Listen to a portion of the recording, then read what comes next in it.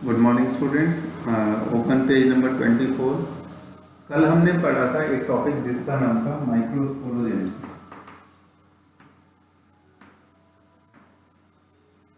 जिसमें हमने ये पढ़ा कि माइक्रोस्पोर्स यानी कि मेल गैमेटोफाइट कैसे बनते हैं और उनकी क्या इंपॉर्टेंस होती है, क्या स्ट्रक्चर है पॉलन ग्रेन्स का। आज हम पढ़ेंगे दूसरा टॉपिक जिसका नाम है मेगास्पोरोजेनेसिस। पेज 24 पर ये दिया है। पहले देखते हैं कि मेगास्पोरोजेनेसिस होता कहाँ पर है। देखो, इस चैप्टर में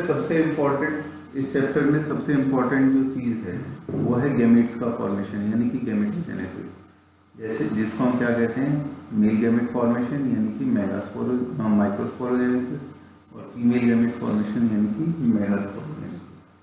देखो, इस टॉपिक में क्या लिखा है, पिस्टिल, मेगास्पोरेंजियम एंड एम्ब्रियोसेक। तो पिस्टिल उस फीमेल रिप्रोडक्टिव ऑर्गन का नाम है जिसमें प्रेजेंट होता है ये एम्ब्रियोसेक, और एम्ब्रियोसेक के अंदर प्रेजेंट होता है मेगास्पोरेंजियम। ठीक है, ये वाली टर्म्स एक करके भी समझते हैं।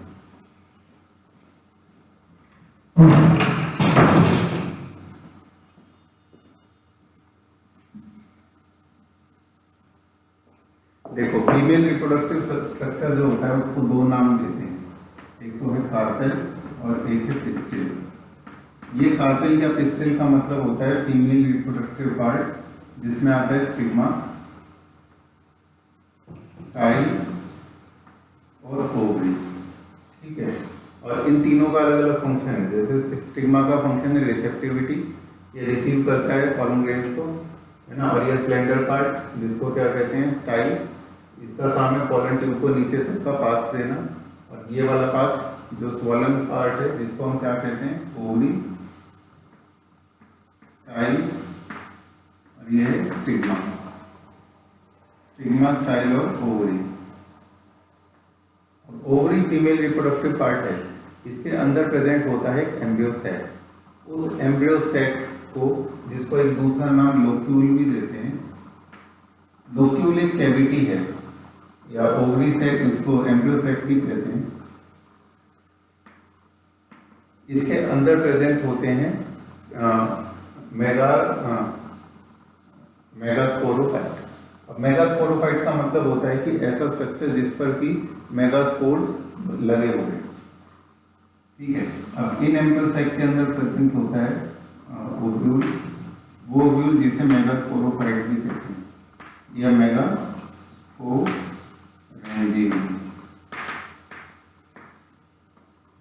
देखो, स्पोरेंजियम का मतलब तो होता है वो स्ट्रक्चर जिस पर कि स्पोर्स प्रेजेंट हैं, है ना। स्पोरोफाइट का मतलब भी वही होता है। और मेगा का मतलब होता है बड़ा, यानी फीमेल गैमेट्स। यहाँ फीमेल गैमेट्स की बात हो रही है, तो फीमेल गैमेट्स को अपने अंदर बनाने और धारण करने वाले स्ट्रक्चर को क्या कहते हैं, मेगास्पोरेंजियम। अब ये मेगास्पोरेंजियम वही स्ट्रक्चर है जो कि आगे चल के ओव्यूल बनेगा, है ना। और ओव्यूल फिर आगे फर्टिलाइज होकर क्या बनेगा, सीड। ये स्ट्रक्चर प्रेजेंट होते हैं एम्ब्रियोसेक में, और एम्ब्रियोसेक प्रेजेंट होता है ओवरी। इन कंसेप्ट्स के बाद हम बढ़ते हैं आगे। देखो, पेज 24 पर इन्होंने कुछ थोड़ा रिवीजन टाइप दिया है कि अगर किसी प्लांट में एक ही कार्पेल प्रेजेंट होता है तो उस फ्लावर को क्या कहते हैं, मोनोकार्पिलरी।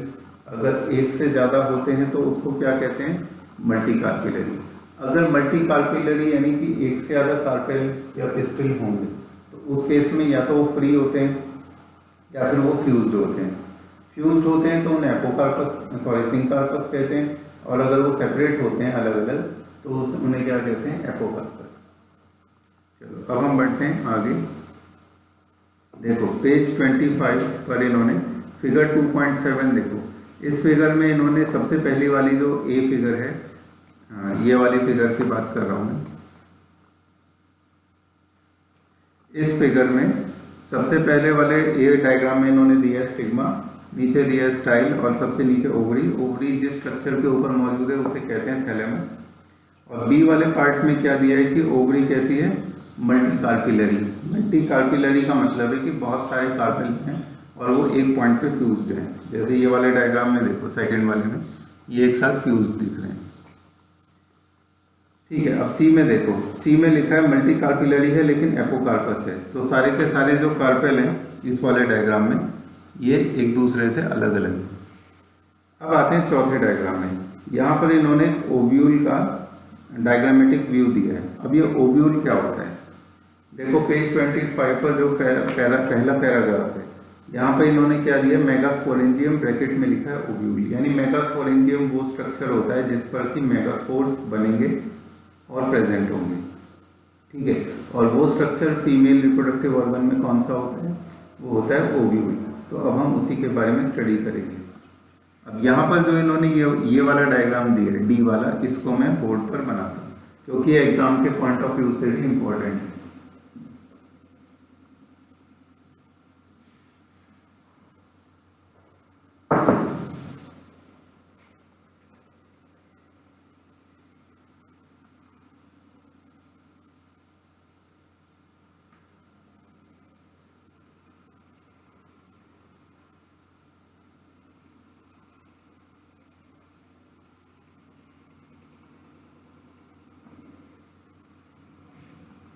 देखो ये वाला डायग्राम इन्होंने बनाया, और इस डायग्राम में इंपॉर्टेंट बात यह है कि इसको इन्होंने क्या ये कहा है, देखो अगर किसी भी ओवरी का अगर हम क्रॉस सेक्शन काटें तो उसमें ओव्यूल्स का जो अरेंजमेंट होता है उसको क्या कहते हैं, प्लेसेंटेशन। ये हमने क्लास 11th में देखा है। तो प्लेसेंटेशन का मतलब है कि एक प्लेसेंटा नाम के स्ट्रक्चर से क्या जुड़े हुए हैं, ओव्यूल्स एक दूसरे से जुड़े हुए हैं। ठीक है, तो यहाँ पर इन्होंने क्या लिखा है कि एक स्ट्रक्चर है जिसका नाम है फ्यूनिकल। फ्यूनिकल नाम का स्ट्रक्चर है। ये स्ट्रक्चर इस पूरे ओव्यूल को जोड़ता है प्लेसेंटा से।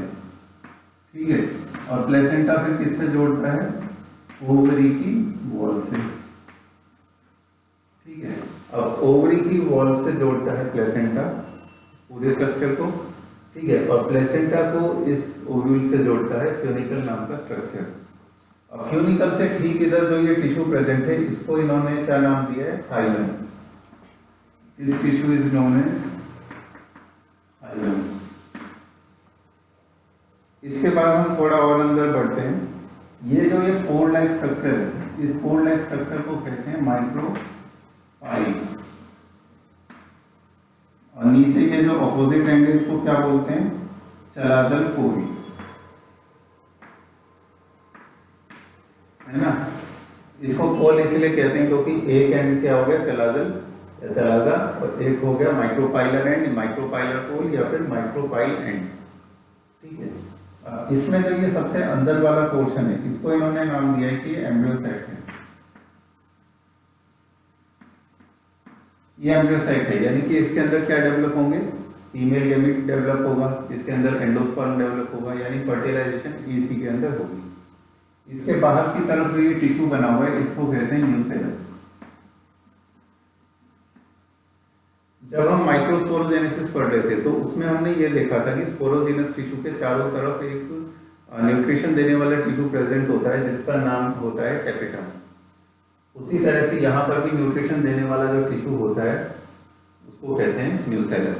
ठीक है, साइटोप्लाज्म रिच सेल्स होते हैं इसके। साइटोप्लाज्म रिच होने का मतलब ये है कि इनके पास एबंडेंट रिजर्व फूड मटेरियल होता है जिसको कि डेवलपिंग एम्ब्रियोसाइट को देते रहते हैं। इसके बाद दूसरा इन्होंने क्या दिया है, इनर इंटेगुमेंट। इनर इंटेगुमेंट, और ये है आउटर इंटेगुमेंट। ठीक है, पहले तो इंटेगुमेंट शब्द का मतलब समझ लो क्या है। इंटेगुमेंट का मतलब होता है कवरिंग, है ना, एक बाहर का कवच। किसका कवच है ये इस न्यूसेलस का और इस एम्ब्रियोसाइट के बाहर की लेयर्स हैं, और ये लेयर्स इसको प्रोटेक्शन देती है। ठीक है, आउटर और इनर इंटेगुमेंट, और इनकी पोजीशन के हिसाब से इनके नाम है। ठीक है, अब हम पढ़ते हैं थोड़ा सा आगे। देखो पेज 25 पर बॉटम में एक हेडिंग दी है जिसका नाम है मेगास्पोरोजेनेसिस। अब ये वाला जो एम्ब्रियोसाइट है इसके अंदर होगा मेगास्पोरोजेनेसिस, और वो किस तरह से होगा वही अभी हम देखते हैं। देखो इसके अंदर के जो सेल्स होते हैं ये स्पोरोजेनस नेचर के होते हैं। स्पोरोजेनस नेचर के होते हैं इसका मतलब ये स्पोर फॉर्म करने की एबिलिटी रखते हैं, इनके अंदर मियोसिस होता है। ठीक है, ये जितने भी यहाँ पर टिश्यू या स्ट्रक्चर दिख रहे हैं सबके सेल्स प्लांट का पार्ट हैं। प्लांट का पार्ट होने का मतलब क्या है, सबके सब डिप्लॉयड हैं। ठीक है, अभी हैप्लॉइड वाले टिश्यू या हैप्लॉइड वाले सेल्स नहीं होंगे। वो कब बनेंगे, वो बनेंगे मियोसिस के बाद। और मियोसिस कहाँ होगा, इसके अंदर। ठीक है, जहाँ मैंने उंगली रखी है एम्ब्रियो सैक में। एम्ब्रियो सैक के तो ये स्पोरोजेनस सेल्स होते हैं, स्पोरोजेनस सेल्स। इनको एक नाम और देते हैं मेगास्पोर मदर सेल। ठीक है, जैसे माइक्रोस्पोरोजेनेसिस के केस में क्या नाम था, माइक्रोस्पोर मदर सेल, ऐसे यहाँ पर है मेगास्पोर मदर सेल। शॉर्ट में इनको भी एमएमसी कहते हैं। अब ये मेगास्पोर मदर सेल ही स्पोरोजेनस सेल्स हैं जो कि प्रेजेंट है एम्ब्रियो सैक में। इनके अंदर मियोसिस स्टार्ट होगा यानी सेल डिवीजन। तो एक मेगास्पोर मदर सेल आगे चल के क्या बनाएगा, 4 हैप्लॉइड सेल्स बनाएगा। ठीक है, जिनको हम क्या कहते हैं, मेगास्पोर्स। 4 मेगास्पोर्स बन जाते हैं और ये चारों कैसे होते हैं, हैप्लॉइड। ठीक है, ये कैसा था, डिप्लॉइड। ये बात हमेशा याद रखना, मियोसिस में एक डिप्लॉइड सेल से क्या बनते हैं, 4 हैप्लॉइड सेल। अब देखो ध्यान देने वाली बात यह है कि इस केस में 3 सेल्स हो जाते हैं डीजेनरेट। डीजेनरेट का मतलब होता है कि ये नष्ट हो जाते हैं, अब इनका आगे कोई फंक्शन नहीं है। सिर्फ एक ये जो मेगास्पोर है ये आगे चल के रोल प्ले करेगा, यानी कि चारों में से कोई भी एक, बाकी 3 डीजेनरेट हो जाएंगे। अब इस एक के अंदर स्टार्ट होगी माइटोसिस, इस एक सेल के अंदर, है ना। और माइटोसिस भी इस टाइप की कि खाली न्यूक्लियस ही न्यूक्लियस डिवाइड होता जाएगा, साइटोकाइनेसिस नहीं होगा, सेल वॉल फॉर्मेशन यानी क्रॉस वॉल फॉर्मेशन नहीं होगा।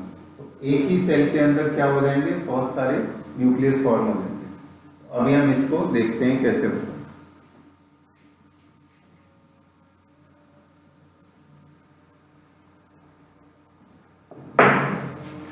पेज 26 खोलो, पेज 26 पर फिगर 2.8 देखो। सबसे पहले वाली जो फिगर है 2.8 का ए वाला, यहाँ पर इन्होंने क्या दिया है, एक सेल बनाया है और इस सेल में ऊपर की तरफ लिखा है माइक्रोपाइलर हैंड और नीचे की तरफ लिखा है न्यूसेलस। एक जैकेट है सेल्स का जिसको इन्होंने नाम दिया है न्यूसेलस, यानी कि ये क्या कर रहे हैं, न्यूट्रिशन दे रहे हैं। और बीच वाले सेल का नाम है मेगास्पोर मदर सेल।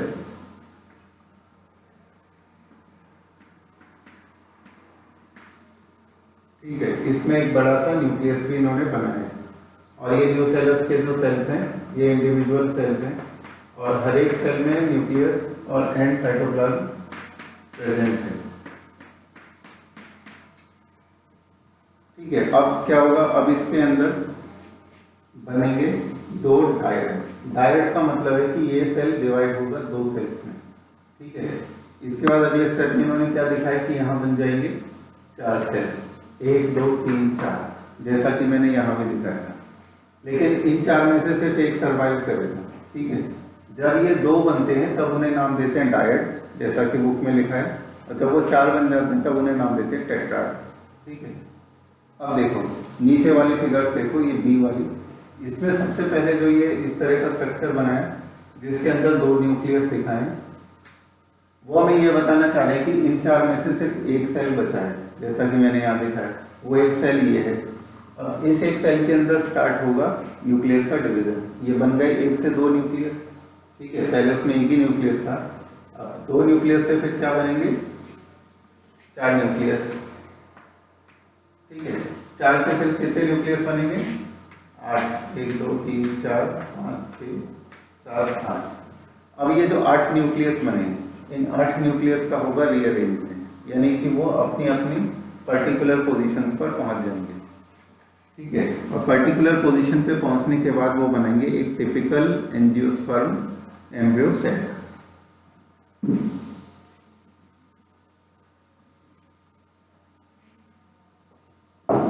देखो पेज 2.8 का जो बी वाला डायग्राम है, इस बी वाले डायग्राम में एंड में इस तरह का स्ट्रक्चर बनाया है, जिसमें एक तरफ बनाया है इन्होंने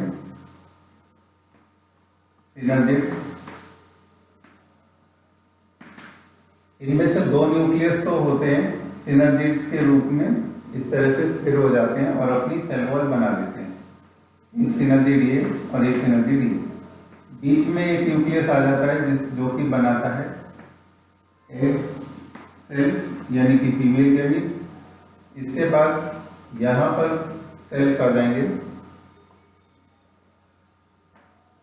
तीन सेल यहाँ बन जाएंगे उन तीन न्यूक्लियस से, जिनको हम कहेंगे एंटी पोडल सेल्स।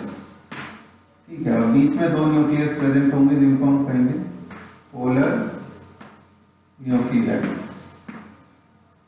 ठीक है, अब देखो न्यूक्लियस काउंट करें तो वहाँ 8 न्यूक्लियस बने थे, तो 1 2 3 न्यूक्लियस, 4 5 न्यूक्लियस और 6 7 8 न्यूक्लियस। तो 8 न्यूक्लियस इस तरह से रीअरेंज होते हैं। लेकिन सेल कितने बनते हैं? 1 2 3 4 5 6 और ये बीच वाला 7। तो इस कंडीशन को हम कहते हैं 7 सेल 8 न्यूक्लियाई कंडीशन। ठीक है, अब इस कंडीशन का मतलब क्या हुआ? इस कंडीशन का मतलब ये हुआ कि अब ये जो एम्ब्रियो सेट है ये फर्टिलाइजेशन के लिए रेडी है। पॉलन ट्यूब आए, इसके पास मेल गैमेट्स लेके आए और वो मेल गैमेट्स फ्यूज करे। एक मेल गैमेट फ्यूज करे इसके साथ एग सेल के ज़ाइगोट बनाएगी और दूसरी फ्यूज करेगी इस पोलर न्यूक्लियाई के साथ, क्या बनाएगी? एंडोस्पर्म। ठीक है, प्राइमरी एंडोस्पर्म न्यूक्लियस बनाती है फ्यूज करने के बाद। बीच वाला जो सेल होता है जिसमें पोलर न्यूक्लियाई बनता है, इसको कहते हैं सेंट्रल सेल। अब तुम क्या देख रहे हो कि दो मेल गैमीट आए और अलग अलग से फ्यूज हुए, है ना? एक मेल गैमीट फ्यूज हुआ इससे, एक मेल गैमीट फ्यूज हुआ इससे, है ना? तो दो फर्टिलाइजेशन हुए, इसीलिए एंजियोस्पर्म्स में कहते हैं कि डबल फर्टिलाइजेशन होता है। अच्छा, तो दूसरा वाला फर्टिलाइजेशन होता है, उसमें मेल गैमीट आता है और इन दोनों न्यूक्लियाई के साथ फ्यूज करता है। 3 न्यूक्लियाई यहाँ फ्यूज होते हैं, इसीलिए इसे ट्रिपल फ्यूजन भी कहते हैं। तो ट्रिपल फ्यूजन पोलर न्यूक्लियाई के साथ, है ना, और डबल फर्टिलाइजेशन दोनों मेल गैमीट्स का इसके और इसके साथ। तो ये विशेषताएं हैं एंजियोस्पर्म की। चलो अब हम बढ़ते हैं आगे। देखो बुक में इन्होंने क्या दिया है, पेज 26 के बॉटम में एक क्वेश्चन दिया है कि what will be the ploidy of cells of nucellus MMC functional megaspore and the female gametophyte. ये जो सारे सेल्स होंगे, न्यूसेलस, एमएमसी, फंक्शनल मेगास्पोर और न्यूसेलस होगा डिप्लॉयड, ठीक है, क्योंकि प्लांट का ही स्ट्रक्चर है। एमएमसी मदर सेल है तो वो भी डिप्लॉयड होगा। फंक्शनल मेगास्पोर हैप्लॉयड होगा, है ना? अभी जो मैंने यहाँ पर 4 सेल्स बनाए थे और उनमें उनको मेगास्पोर कहते हैं, तो फंक्शनल वाला भी हैप्लॉयड होगा। और फीमेल गैमेटोफाइट का मतलब क्या है? ये वाला स्ट्रक्चर, ठीक है। अब फीमेल गैमेटोफाइट की नेचर कैसी होगी? वो भी होगी डिप्लॉयड, क्योंकि वो प्लांट का ही पार्ट है। देखो पेज 26 पर ये वाला जो डायग्राम है सी वाला, उसमें इन्होंने क्या किया है कि इस फिगर को ही उल्टा करके बना दिया है इस तरह से, है ना? और नीचे की तरफ क्या प्रेजेंट है? 2 सिनर्जिड्स, ठीक है। ऊपर प्रेजेंट है एक सेल, बीच में प्रेजेंट है 2 पोलर न्यूक्लियाई, ठीक है। ऊपर प्रेजेंट है एंटीपोडल सेल्स।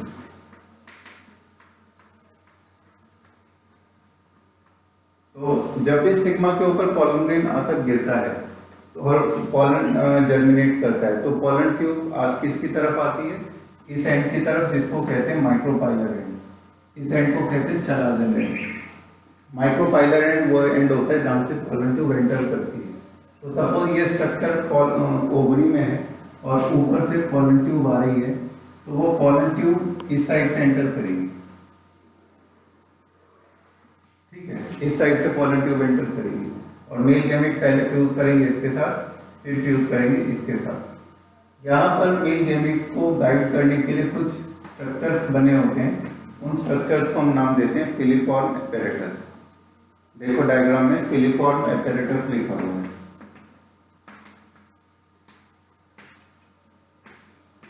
ये वो स्ट्रक्चर है जिसका काम है पोलन ट्यूब को गाइड करना।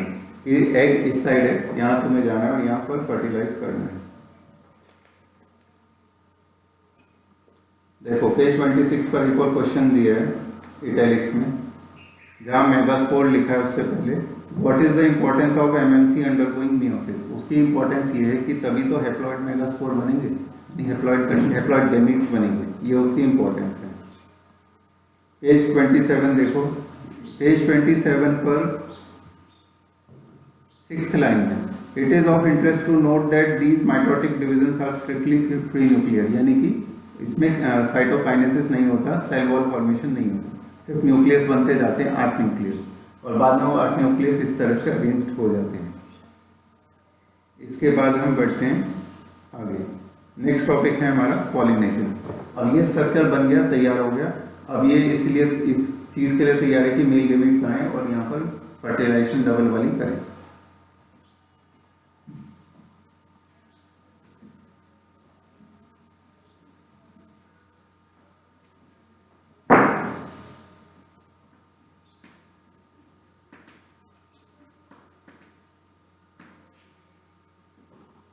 अब हम पढ़ते हैं नेक्स्ट टॉपिक जिसका नाम है पॉलिनेशन। पॉलिनेशन का मतलब है गैमीट्स का एक दूसरे के साथ फ्यूज होने के लिए ट्रांसफर होना। मेल गैमीट्स जो कि प्रेजेंट है मेल गैमेटोफाइट में, जिसको पॉलन ग्रेन कहते हैं, वो एयर में रिलीज कर दिए एंथर ने, और वो एयर करंट या किसी दूसरे मैकेनिज्म से आ रहे हैं स्टिग्मा के ऊपर सेटल होने के लिए। इस ट्रांसफर के प्रोसेस को कहते हैं पॉलिनेशन।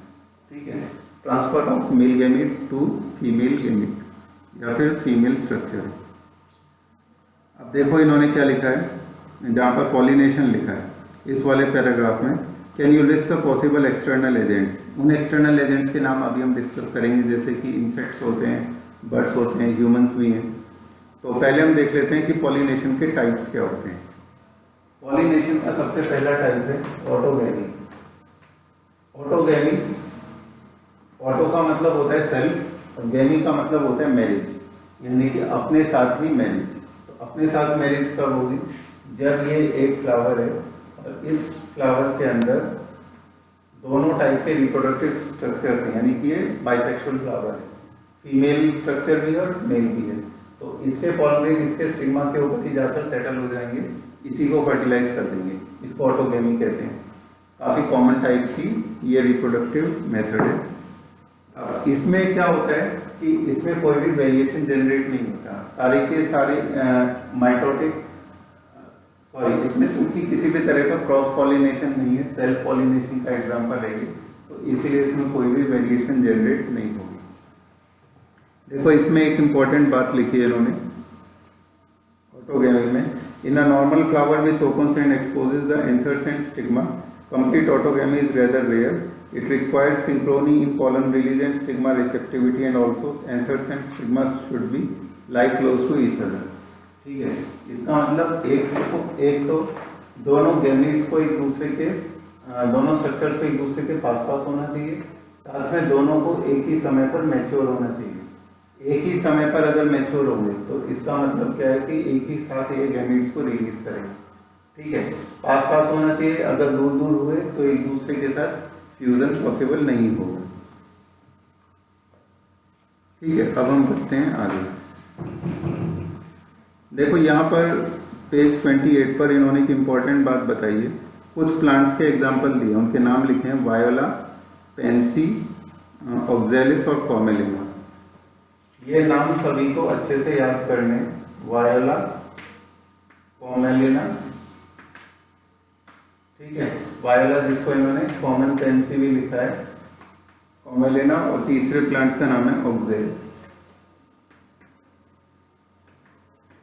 इन तीनों के अंदर क्या होता है कि दो तरह के फ्लावर्स पाए जाते हैं। एक फ्लावर तो वो होता है जो कि ऊपर की तरफ प्रेजेंट है, यानी कि मिट्टी से ऊपर की सतह है, नॉर्मल फ्लावर जैसे कि हम देखते हैं, है ना। और कुछ फ्लावर्स वो होते हैं जो कि जड़ों के अंदर उगे हुए, यानी कि जो हमेशा ही बंद रहते हैं। देखो फिगर 2.9 का सी।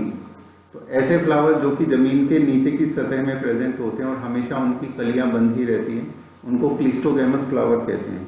और ऐसे फ्लावर जो सतह से ऊपर होते हैं और नॉर्मल होते हैं, उनको चेस्मोगैमस फ्लावर कहा जाता है। इन तीनों स्पीशीज में इस तरह के दोनों तरह के फ्लावर्स पाए जाते हैं, ऑक्जेलिस में, कॉमेलिना में और वायला में, है ना। तो इस तरह के जो फ्लावर्स होते हैं, इनकी विशेषता क्या है कि जो ऊपर की तरफ फ्लावर्स हैं, जिनको हम चेस्मोगैमस कहते हैं, ये चेस्मोगैमस फ्लावर्स क्रॉस पॉलिनेशन भी कर सकते हैं और सेल्फ पॉलिनेशन भी कर सकते हैं, ठीक है। क्योंकि ये खुले हुए है ना, कहीं से भी पॉलन ग्रेन आया उसको ये रिसीव कर सकते हैं।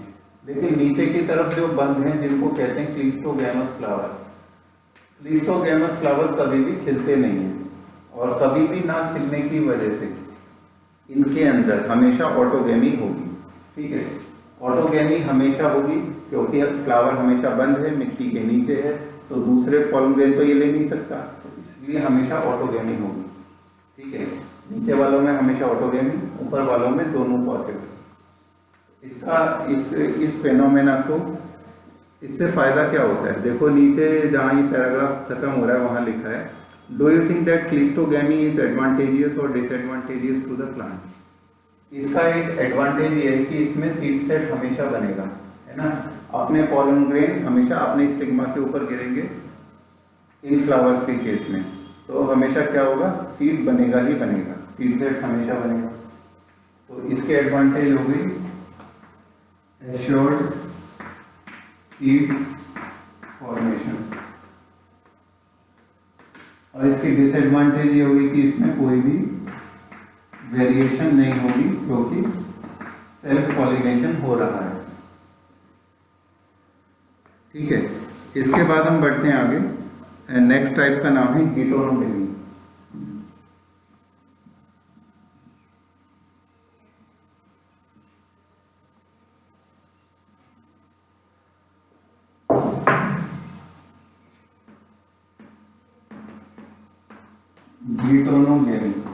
गिटोनोगेमी का मतलब होता है एक ही प्लांट के दूसरे फ्लावर के स्टिग्मा पर पॉलन ग्रेन्स का जाना। जैसे सपोज करो ये एक प्लांट है और इसमें ये एक फ्लावर है और ये है दूसरा फ्लावर, तो इसके पॉलन ग्रेन इसके स्टिग्मा के ऊपर अगर चले जाएं तो इसको गिटोनोगेमी कहते हैं। ऑटोगेमी के केस में क्या हो रहा था कि उसी फ्लावर की बात हो रही थी, यहाँ फ्लावर अलग है लेकिन यहाँ फ्लावर डिफरेंट है लेकिन प्लांट वही है, तो इसको हम फंक्शनली क्रॉस पॉलिनेशन कहते हैं, है ना। क्योंकि फ्लावर तो दो ही है, भले एक ही प्लांट में, तो फंक्शनली क्रॉस पॉलिनेशन है। लेकिन अगर हम जेनेटिकली देखें तो ये सेल्फ पॉलिनेशन है, क्योंकि जो इस वाले पार्ट जीनोम होगा यानी कि डीएनए सीक्वेंस, वही इसका भी होगा क्योंकि है तो सेम ही प्लांट, है ना। तो ये जेनेटिकली सेल्फ पॉलिनेशन है।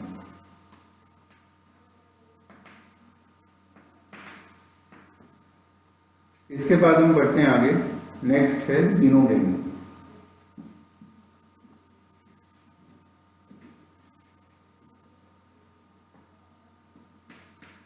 जीनोगेमी, देखो जीनो वर्ड का मतलब होता है अनजान।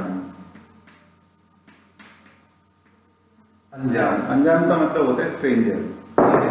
तो अगर किसी दूसरे प्लांट से आ रहा है पॉलन ग्रेन, सपोज करो किसी एक स्पीशीज का प्लांट ये है और किसी उसी स्पीशीज का दूसरा प्लांट ये है, तो इसका पॉलन ग्रेन अगर इसके स्टिग्मा के ऊपर आता है या वाइस वर्सा इसका इसके ऊपर जाता है, तो उसको हम किस तरह का क्रॉस पॉलिनेशन कहेंगे?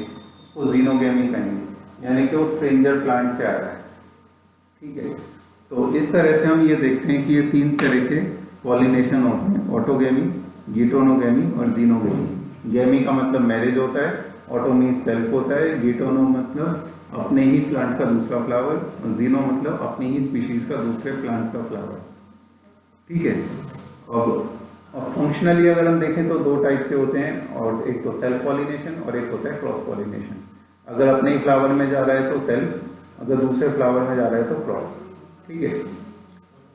इंपॉर्टेंट बात यह है कि इस चैप्टर में सबसे इंपॉर्टेंट कंसेप्ट है गैमीट्स का फॉर्मेशन, गैमेटोजेनेसिस, माइक्रो और मेगास्पोरोजेनेसिस, जो हमने एक एक करके पढ़ा है। कल से हम पढ़ेंगे agents of pollination. Thank you.